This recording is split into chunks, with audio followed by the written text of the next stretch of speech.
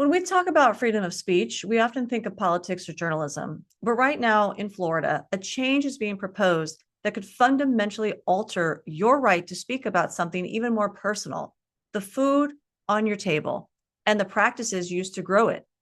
It's a provision buried in the 2026 Farm Bill, and it's something every consumer needs to understand because it could apply to all of us across the country.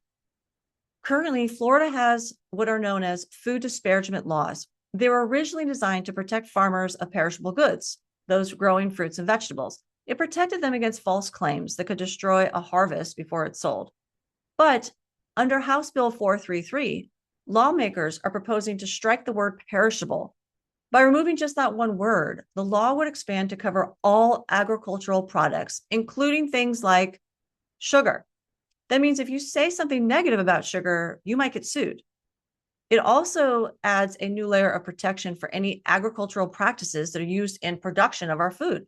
That means that if you point out concerns regarding pesticides or fertilizer runoff or soil contamination, it could now trigger a lawsuit. And what makes this particularly compelling is the financial risk. This bill would allow producers to recover attorneys' fees and their own costs. For a regular person or small business or an independent creator, the mere threat of a long, expensive legal battle against a major industry could create a massive chilling effect. So this is not about banning speech. What they're doing is making it too expensive to be worth the risk to speak out. This bill, again, could affect people across the country because Florida exports some foods. And if you talk negatively about those foods, even if what you're saying is true, you are at risk of being sued.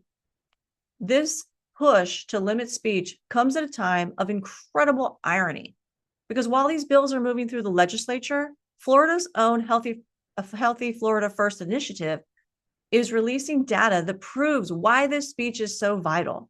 I mean, just this week, the Florida Department of Health released results from testing 8 popular bread brands for glyphosate. Glyphosate is the active ingredient in common weed killers. Well, the test found residues in 6 out of 8 breads that were tested. And the most surprising data came because of Dave's Killer Bread. Despite being certified organic and non-GMO, 2 of their bread varieties tested positive for glyphosate. And it's not just bread. The state also tested 46 common candy products that are found in your regular grocery stores, and 28 out of the 46, roughly 60%, contained elevated levels of arsenic. To put those levels in perspective, based on the state's health benchmark, a child would reach their safe annual limit for arsenic exposure after eating just 6 pieces of a Jolly Rancher hard candy. And that's 6 pieces in 1 year. So why is arsenic appearing in our candy anyway? It's a legacy pollutant. For over a century, it was a primary ingredient in both pesticides and herbicides used extensively across the United States. One of the most common insecticides from the 1890s to the 1960s was lead arsenate. It was sprayed heavily on fruit orchards. And because arsenic is an element, it doesn't break down naturally.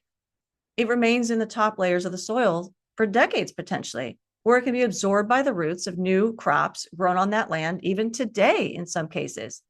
This contamination isn't necessarily a failure of the factory, it's a result of the agricultural practices of the past.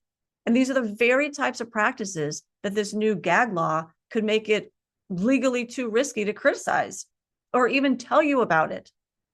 We are at a crossroads. On one hand, the state is giving us the data that we need to make informed health choices for our families.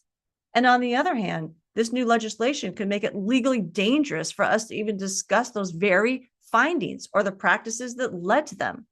We must stop this. Please consider signing the petition listed in the video description. And if you live in Florida, contact your representatives. Ask them to strike the Section 47 from HB 433. HB 433. We don't need new gag laws. We need the freedom to discuss the science behind our food supply so that we can make informed decisions for our families.